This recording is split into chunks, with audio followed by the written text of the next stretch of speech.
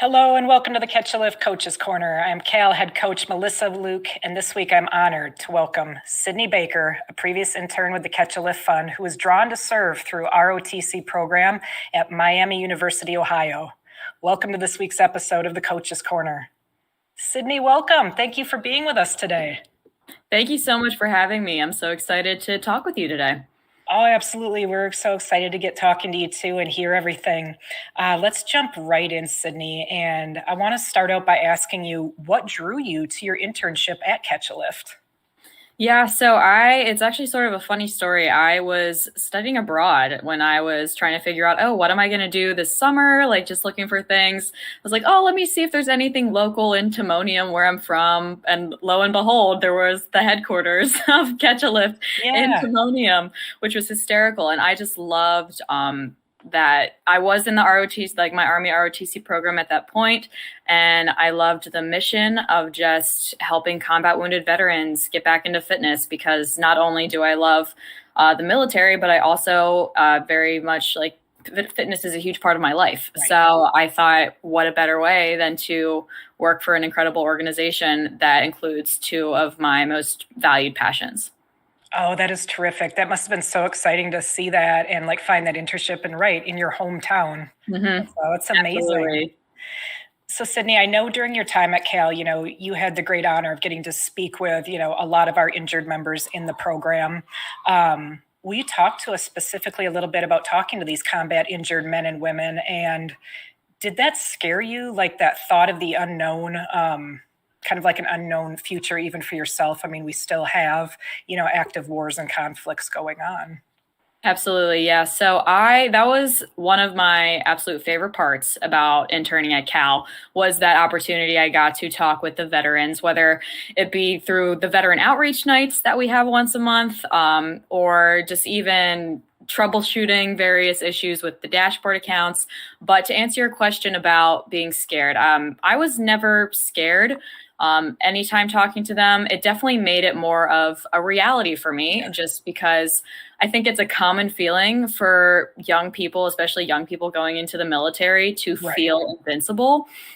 So more so for me, that was humbling, because I was like, wow, you are talking to these incredible people that are suffering from injuries that they sustained in combat.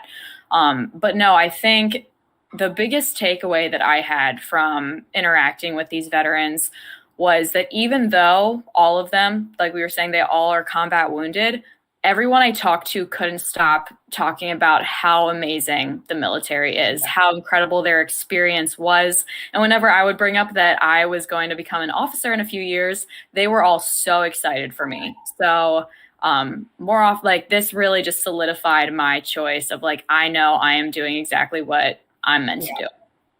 That is wonderful. That is wonderful. So Sydney, we're definitely going to get back to Catch a Lift a little bit later here in the show and talk some more. But let's kind of back up then a few years ago to when you did go into the ROTC program. Mm-hmm. Talk to us about that. You're a young woman, coming out of high school, going into college. And it's like, again, the world has been in some form of upheaval for over a decade, right? Wars, different stuff going on. Fast forward to now, COVID, just crazy stuff in the world. What was it that really was that drive? Like, yes, this is what I want to do. I want to join ROTC, with the plan to go into the Army. Yeah, no, so I had started thinking about ROTC in high school. It was actually on a college tour. I just started the process, and in an information session, a student brought it up, like, oh, do you have an ROTC program? I wasn't at Miami, just on some college tour. And I was like, I wonder what that is. So I did some research, and I was like, oh, this looks sort of cool. And just the way that I was raised, my parents definitely instilled in me just the incredible importance our military has for our safety and security as a nation. And I just always admired the bravery of those who served. So I thought, they do such incredible things. They're incredible leaders with a great mission and purpose. I could definitely see myself doing something like this. So I did not go into college with the intent of doing ROTC. I had brought it up to my parents, and they're like, just be a normal college kid for at least a couple of weeks, maybe the first semester, feel it out. It was my really first time away from home. So just that on top of the normal college workload, they were just like, just take it easy at first. But then after a couple weeks, I was like, you know what? I think I want to give it a shot. And then like almost like the next day, I want to say, I started going to PT with them, and I woke up the day after like the first PT session I had, and I was like, this is 100% what I want to do. Like, I don't even so like cool. going back. It was probably October of my freshman year, and the next semester I officially joined. I got the uniform. I was enrolled in the class, participating in the labs that we have each week. So that, despite like you were mentioning, the like upheaval that almost seems constant just with our right, exactly. Yes. Yep. It's a lot. It's a lot. It is a lot. Yes. Yeah. So even with that, I just sort of saw it as like, this is a way that I can almost make my mark on the world. I can apply my skill set to something that in my mind serves a greater purpose. So that is why I was and continue to be very excited about my future in the Army. That is terrific. Thank you for sharing that with us. So why the Army specifically? Because, excuse my naivety a little bit on ROTC. So you actually you got to choose a branch to pursue, and you chose Army. Talk to us about what that looks like for when you're in ROTC, and then also why the Army though. Yeah, absolutely. So I guess I'll answer like why the Army. I was going back and forth between the branches. Both of my grandfathers served, so I was not in my one served in the Army Air Corps before it became the Air Force, and then my other grandfather served in the Air Force. So I was a little drawn to the Air Force just for legacy purposes with them. But with the Army, what it really came down to was I loved the size. Like, there was a lot of opportunities I could see, because at that point in time, I wasn't quite sure what I wanted to do. I knew that like military intelligence seemed really cool, and I can talk about this later, but aviation also seemed really cool, and that is what I'll be like going into. That'll be my job. But I just liked those options available. Yeah. I also loved how, at least based on what I had looked up, it seemed like the Army had the best opportunities to use foreign languages, which is, I am minoring in French at Miami right now. So I thought, this could be an excellent opportunity, not only to like further French maybe, but also go to the Defense Language Institute, DLI out in Monterey, if I were to possibly join like civil affairs or be a foreign area officer down the road. I just thought that the Army offered the most opportunities for me as far as being not super decisive in that moment as a 18-year-old. Right. Oh my gosh. Yeah. Because that's a very big decision. What is it like with your ROTC program? So once you kind of went on that Army track, is there an opportunity, like you get in there and it's like, this doesn't really seem like the branch for me? Can a person switch to kind of another branch track, or is it like you sign up, this is what you signed up, and push forward? Yeah, so it depends. There are definitely different ways you can go about doing it. For instance, for me, like I said, I didn't come into college knowing I wanted to do ROTC. So I was trying it out. Like, I didn't have my scholarship at that point. I was under no contract. The first 2 years are very much emphasized. At least I can speak for Miami's Army program. Right. Yes. These are the years you can try it out. Like, yes, you're expected to go to PT those 3 times a week. You're expected to go to your class and to lab. But if this isn't for you, it's like, okay, and finish up that semester and then you can go out. And we are fortunate at Miami where we actually have Air Force and Navy as well. And as a technical thing, our Army is technically a branch out of Xavier University, but we have all 3 on our campus. So I can't speak to how those ROTC programs work, but if they're like ours, I could see it being where, maybe a cadet now wants to try being a midshipman. So they can contact their program and see if there's a way. They might be a little stricter in that sense. Right. But yeah, unless you come in with a national scholarship, like one of my friends, he came in with a national scholarship. He contracted almost immediately. Okay. But there's a lot of wiggle room, a lot of opportunities to try it out. Okay. Sydney, how do you feel like ROTC has prepared you to serve going forward? I honestly give a lot of my development, not only as a leader, but just as an individual, to my experiences in ROTC. I think that one, it has brought me close to incredible people that share very similar values to me. So I feel like that experience that I've had with them, it's a constant drive to do better. So it's like that competition almost makes me want to be a better version of myself. So I think that's huge. And so that's something that I've absolutely loved about ROTC. Also, we are all going to become officers. Everyone who commissions becomes an officer. So the program is definitely designed where, at least from what I've felt or what I've experienced, is once I would get comfortable in a certain leadership position, that's right when they would move me to the next one, the next one up. So that, whether starting off as a freshman, or for us, we call them MS1s, you're really just there to take in as much information as you can. You might become a team leader at some point, but definitely just taking in information to then your sophomore or MS2 year.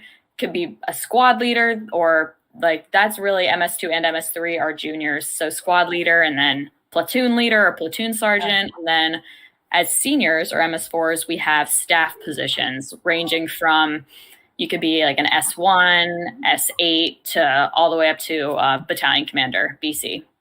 Okay, very cool. Sydney, would you mind kind of taking us through a typical day for you? A day when you have PT, what it looks like, lab, kind of the whole thing. What's a day look like for you? Absolutely. Yeah. So we have PT Monday, Wednesday, Friday. So we can just we'll take a Monday, for example. I wake up, I want to say around 5:15 on those days, and then get ready, get to PT about 10 to 15 minutes early, because we always start at 06. Okay. So we have PT for about an hour, 06 to 07. And then after that, I would come home. I'm fortunate that one of my housemates is also in the program with me. So we keep each other, we wake each other up if we need a little help in the morning. But no, I would have breakfast, and I actually also have an on-campus job. So normally on Mondays, I would go in to work on campus for a few hours, come back. In between, I would normally do some homework, and I'd have my French class in the afternoon. A lot has changed with COVID. Classes are in person or online. Right. It's a whole slew.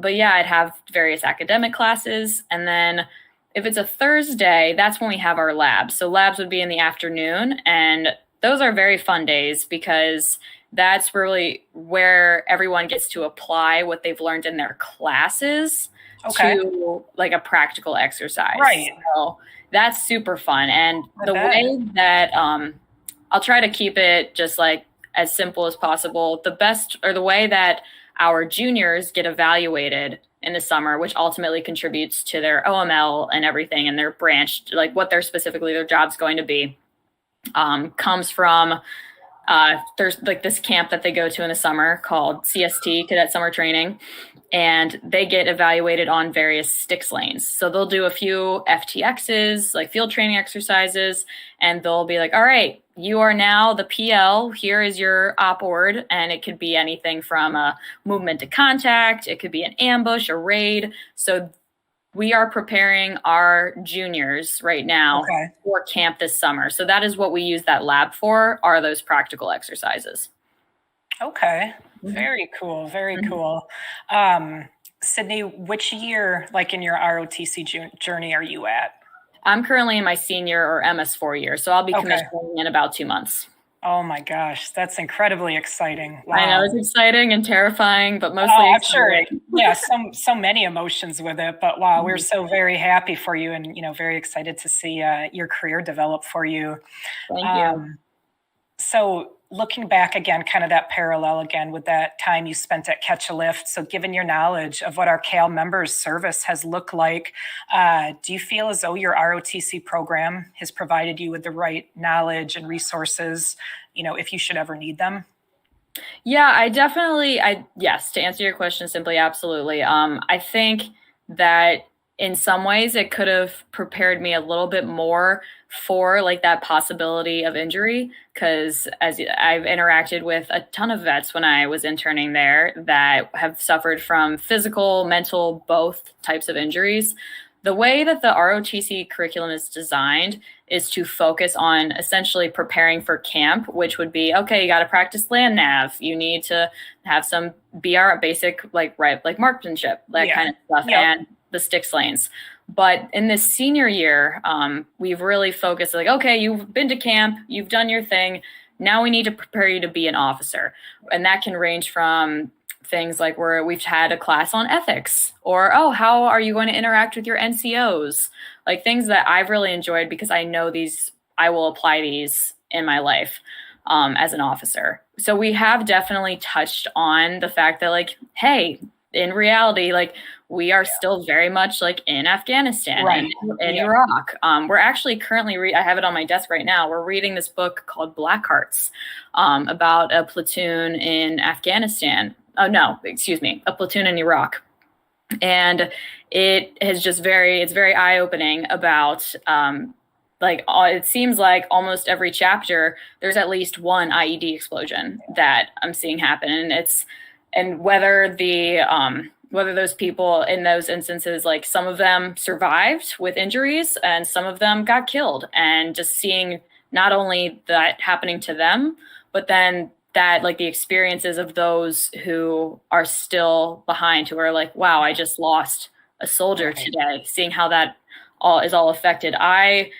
It's such a fascinating read, and I'm very appreciative of our lieutenant colonel for choosing that as part of our curriculum, because I think that does hit a lot on the realities of war and of what we're going into. So that, I think, has definitely helped prepare me for that. Even though I know in the moment, God forbid that I experience something like that, or any of my peers, but I do feel better having, as we're reading this book right now. Yeah, absolutely. And thank you for sharing the book with us. I'll definitely have to look into that. I haven't read that one. It's so interesting because, as just kind of human nature, you always think, it can't happen to me, and whatever that it may be, until you find yourself in those situations. So it's terrific to hear, how well you guys are being prepared, and the confidence, that you're going to feel coming out of that program. That's just terrific. Absolutely. Sydney, so in March, we're celebrating, our female veterans in Catch a Lift. And so it's been obviously a long time since I went, joined the military, went through basic AIT. We're looking at, I joined, it was back in 2003, so we're 18 some years removed from that. I'm assuming a lot of things have changed, how they're presented to you. But what I'm kind of curious about is just kind of numbers, men to women. What is your program kind of broken down like ratio-wise, men to women? Mm-hmm. I don't have an exact number, and I have to say my senior class, very abnormal. We are 50-50 male, female. Wow, I love it. That's awesome. Yeah. Oh my gosh. It's incredible. I absolutely love it. Wow, yeah. Yeah, and I think like at our Miami specific, just my class at Miami, we're 11, and technically the females outnumber the males 6-5. Oh my gosh. So it's incredible. That's awesome. Wow. Yeah, I absolutely love it. Like, they're some of the most inspiring and incredible women that I know. And it's very encouraging to just be in that environment where I'm with women who have just the same drive that I do. So that's incredible. Now, the other MS levels are not the same. I know that our juniors, I think, there are about 13 of them, and I'm speaking for Miami, not Xavier, but there are 13 of them, and there are 3 or 4 females. So definitely tapers down the class. But no, it is very much, I'm not the only female ever when I'm around, which is super cool. Something that I recognize is not normal, but that I'm definitely benefiting from. Yeah, that's very cool. That's very cool. What's kind of the dynamic, what is the dynamic like amongst, the female cadets? Is it tight, or is everybody just kind of one big group, or what's kind of camaraderie like with the women? Yeah, so no, I think that overall, just men and women, we pretty much are all intermingled in that sense. I definitely feel connected to the females in a different way, just because, especially for our younger cadets, because when we would go on our first FTX, we'd give them tips and tricks like, hey, Yeah. you're a female in the field. Here are some things that can help you out. Here are some ways you can slick back your hair, make it look nice in a bun. Like just those little things that you wouldn't think would be a big deal, but like they are though. That's so great to hear. I just want to jump in there real quick. That stuff is so important because it's like, you never know, even just like individual to individual, like you literally might have no idea. You might not have anybody else you can ask this to that's been through it. So that's so important. That's so important to be able to do that. Yeah. Awesome. Yeah, no, thank you. It's something that we've definitely recognized. And our program has grown a lot since I was a freshman. So I personally didn't have a ton of like older cadets in the program, females specifically, who could like help me out with that kind of stuff. So I'm definitely trying to be that type of person for them. Since, like I said, my class, the females outnumber the males. So we are definitely making our mark in that sense. But no, overall, the camaraderie is it's one of the best communities that I'm a part of. With COVID, it's been a little difficult trying to, like, we would love to have people over to grill out and just like get some people together. So we're trying to keep it smaller to obviously abide by COVID guidelines per the state of Ohio and our school. But we also do recognize the importance of like, hey, sometimes you just got to be with girls. You just got to. For sure. You have stuff that guys cannot relate to. So in that sense, I'm very fortunate with the camaraderie that we have here. Yeah, absolutely. And I mean, you hit it right on the head. Like at the end of the day, right, it absolutely 100% is, one team, one fight, doesn't matter male, female, but at the same time, and what I have seen from myself, especially since getting out of the Army or just out of the military in general, is how important it is to have that group of strong females around you that are going through, a similar experience. And, we experience, things different than men do. And it's just, it's different. So that's so important. That's absolutely terrific. Has there been anything that you've identified, like as a female, where, your program has experienced or has differed from males, or has it been pretty much the same what you've observed?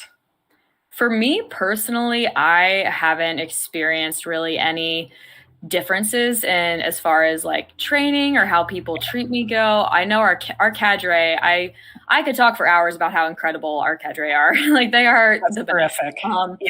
But so I personally haven't experienced anything like that. I will say this may have been probably my sophomore year. So a couple years ago, there was one instance, we weren't even doing ROTC things. We were just like all hanging out together on a weekend. And one of the like older male cadets was just like, "Oh, Baker, like, what did you get on your PT score?" And then I just was like, I got a 300 because I was the PT test. And he just he looked at me, but immediately retorted, "Female standards." So, and I know we could probably have a whole other podcast on and everything that's going on now. But I want to say that's the only thing that comes to my mind as far as just like that discrepancy a little bit, like almost as if I weren't like, even though like, hey, like I've worked hard, I've like made myself in shape to max my standards. But in that instance, that was still just for that one cadet, I felt like looked down upon. But I will say that is definitely the exception as opposed to the rule, at least from my experience in the program. Otherwise, I feel like I'm treated very equally, and I am held both, like for good or for bad, I'm held to the same standards as the males, which I definitely appreciate. Yeah, no, that is terrific. That's terrific. So Sydney, what are you studying while you complete your ROTC? Yeah, so I am an international studies major with a French minor. So I've always loved learning about current events and a little bit of politics in there, but really just having a general understanding of like what's going on in the world, recognizing that my lifestyle as an American citizen is very different than those abroad. So I have really enjoyed what I studied, and I hope I can continue to keep using that in the future once I start my Army career. Yeah, I mean, it definitely sounds like that would be, a terrific major minor to go in like that and become an officer in the Army, like a lot of options. So that's absolutely terrific. I want to transition here a little bit, Sydney, and start, talking about your fitness. I know that's a big part of your life, but you also just brought up, the Army Apft, which I want to touch on too, since you brought it up. It's gone through so many changes, over the past few years. When I was in, it was the 2 mile, and then push-ups, sit-ups, max number, a standard in 60 seconds. Can you talk to us about what it is now? Yeah, absolutely. So yes, that's been a little difficult implementing our PT program as we're trying to figure out like, oh, what's going on? Like I thought we were doing the ACFT, and now for our juniors, they have to do the OPAT when they go to camp, and we're like, what's the OPAT? And so all this stuff. But no, so right now, as of, I believe, March 2022, maybe it's been pushed back a little bit, the ACFT is supposed to be fully implemented, which is a 6-event test that really is structured to focus on what like combat soldiers need to be able to do. So yeah. I can't specifically talk about what each event really relates to. I can't remember that off the top of my head, but I know it involves like a 3-rep max deadlift. It involves a standing power throw, like throwing a medicine ball backwards, hand release push-ups, which that's been fun, adding that to my to my workout. But yeah, push-ups, there is the lovely sprint drag carry, which is basically an event where it's a 25 meters up and back of various combinations of sprinting and farmer carries and pulling a sled backwards that absolutely kills your legs. So it's a great workout, but it definitely sucks when you're doing it. And then finally, the last 2 events are the leg tuck, and then they kept the 2-mile run. Okay. Mm-hmm. Yeah, they really did a lot to it. And it's, it's fascinating because they started talking about this, changing it and all the different stuff they were doing. I mean, it's been several years now. I feel like that I've, read about it, bits and pieces, and then they went through the period they were testing it out on different groups. But I definitely, I think it's definitely going to give the military a better picture of people's physical readiness and picking on the Army, the push-up, sit-up, 2-mile run did. So I think, obviously only time will tell, but I was excited about it when I saw those changes coming into it. So talk to us a little bit more about your personal fitness journey, Sydney. What do you like to do fitness-wise, and talk to us about that? Yeah, absolutely. So like I said before, fitness is a huge part of my life. I really started focusing on my fitness, I want to say in high school, because I was on the varsity soccer team, and it's obviously for that level of competition, you need to be in shape. So that was huge. And I really started amping up my training actually after I tore my ACL. So I tore my ACL the summer before my senior year of high school. So once I started recovering, that was when I was thinking, hey, the best way injury prevention is to really focus on strength alongside like running. Because I really was running focused, and now I'm like, you need to also be strong, which has only continued to show its significance with my time in ROTC. So I actually just changed my regimen a little bit over the past year because I started getting into CrossFit, which is something I've been wanting to do for a couple years. But my parents made a move to North Carolina, and I was like, you know what? New start. Let me see if I can find a gym where I can start working out. And I fell in love with it after the first couple of classes. So I definitely try to include some CrossFit component to whatever workout I'm doing that day. And then in addition to that, I try to do some ACFT focused stuff. So I've taken a diagnostic. I know where my strengths and weaknesses are. So I try to incorporate each day a little bit like, oh, let me focus on the leg tucks and the hand release push-ups today. Or tomorrow I'm going to do the deadlift and the sprint drag carries, like any exercises with those. On top of running about 3 times a week. So that is in general what my fitness includes. Okay. When you guys do group PT on like the Monday, Wednesday, and Friday, can you talk to us kind of about the group PT and what you guys are doing? Mm-hmm. Yeah. So or is that kind of the same open and you're just deciding what you're doing? Yeah. So that is, we have our juniors, our MS3s, whoever's in the platoon leadership for that 2-week rotation. So the PL and the platoon sergeant, they work with an MS4 to come up with the PT plans for those 2 weeks. Okay. So our cadet CL, our cadet company commander, at the beginning of the semester, or even before the beginning, pushed out like, hey, here's in general what I want you to do. And it changes each week. It could be like, this Monday, we're going to focus on like, okay, we're going to do an ability group run. And then on Wednesday, we're going to do circuit strength training, maybe focusing on now the OPAD, so we can prepare our juniors for that. And Friday, we're going to do a 3-mile ruck. So our cadet commander gives that guidance, and they create the PT plans according to that guidance. So it very much changes. I will say it is difficult creating PT plans for, I want to say we're right around 50 cadets with varying fitness levels. Right. So just trying to accommodate for that kind of stuff. There's always going to be some cadets who think it's a cakewalk and other cadets who are absolutely dying. So that is a struggle. But in addition to PT being a time where we work on our fitness, I also love it as a time for us to bond as a program. So those are the big things that I definitely get out of our PT sessions, and that's how they are typically run. Okay, wonderful. So Sydney, you want to jump back again kind of to catch a lift now. Man, it's I feel like it's just such a unique opportunity you had, interning at Catch a Lift and just kind of at the point in your life when you did it. Will you talk to us about what the impact Catch a Lift did have on your life? What was that impact? Yeah, absolutely. Well, for one, I was extremely grateful to Lynn. I think it was her or someone else who I just sent an email to and was just like, hi, like I'm currently in Switzerland, but I would love to like intern this summer or some volunteer. Like I love what what Cal is. It's just, I love that. And they responded immediately and was like, absolutely, we'd love to have you.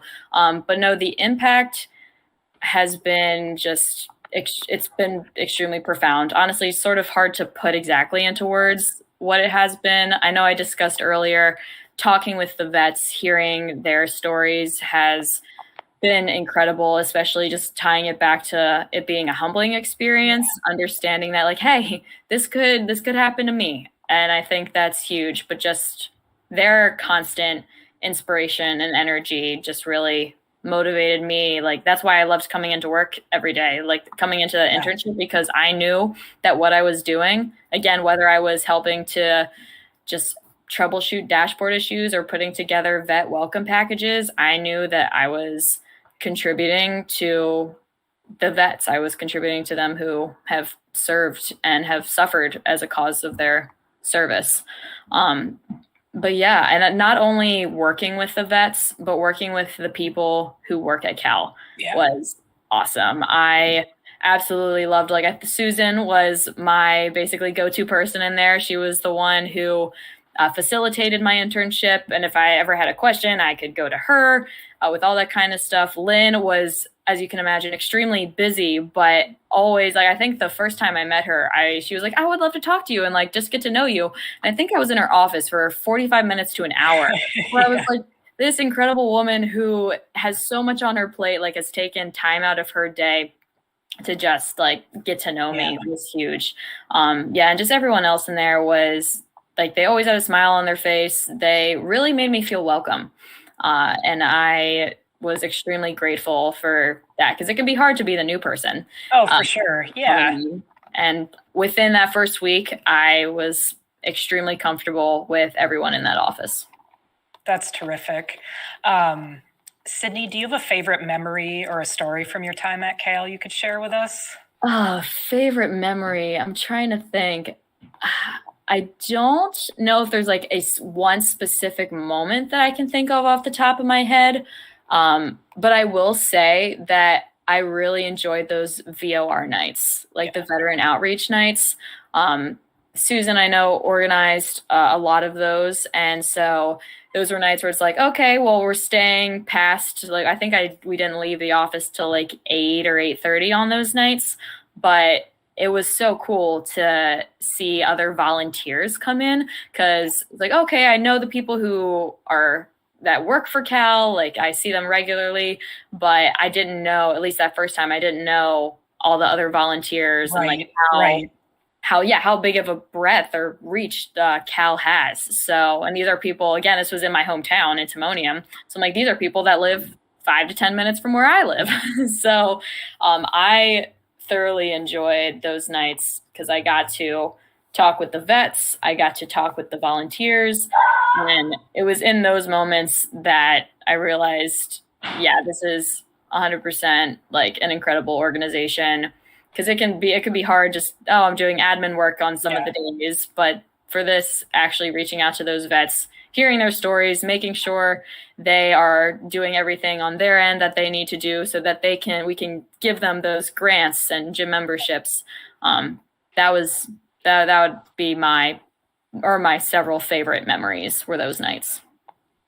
That's great. Thank you for that, Sydney.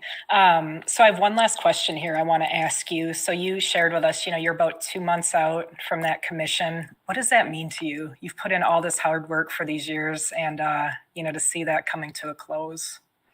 Yeah, I got to say it's a little surreal because I bet.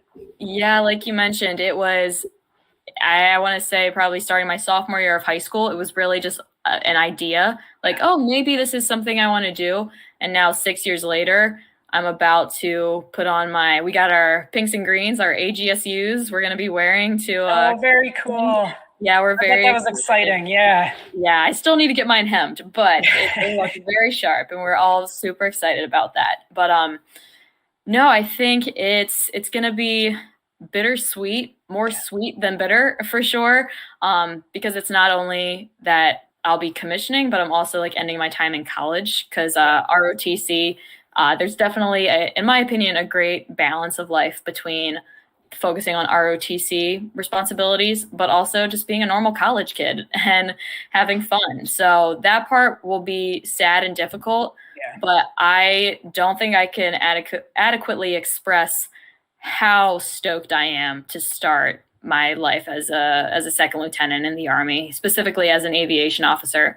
So this experience has been one of the most formative of my life. I know I've only had 22 years of it, but it has really made me the person that I am. And I know that I have connections with so many people who, like, the one downside about being in the military is just like, all of my friends will be all over the country. They'll be stationed, they'll be deployed. So I don't know when I'm going to see a ton of them next, but I know that that community and that bond is something that I will cherish forever. So I'm excited. I'm a little sad, but I am mostly pumped about what's to come. Well, we are so excited and pumped for you too, Sydney. And please be sure to share pictures with us when your graduation day comes and stuff. We're so very happy for you and excited and wish you all of the best on your journeys. That is it for this week's episode of the Coach's Corner. We will return next Wednesday at 1 Eastern Time with another episode. Thank you so much, Sydney, for sharing your story and your light with us all today. Absolutely fantastic, and we wish you the best. Thank you to ClearBridge for your continued support of all things Catch a Lift. Thank you to Lynn Coughlin, Henry Pomper, and Kaylee Nassiri for all the work you do to make this podcast possible to all of us. And thank you to the entire CAL team. Until next week, keep it real and stay CAL strong.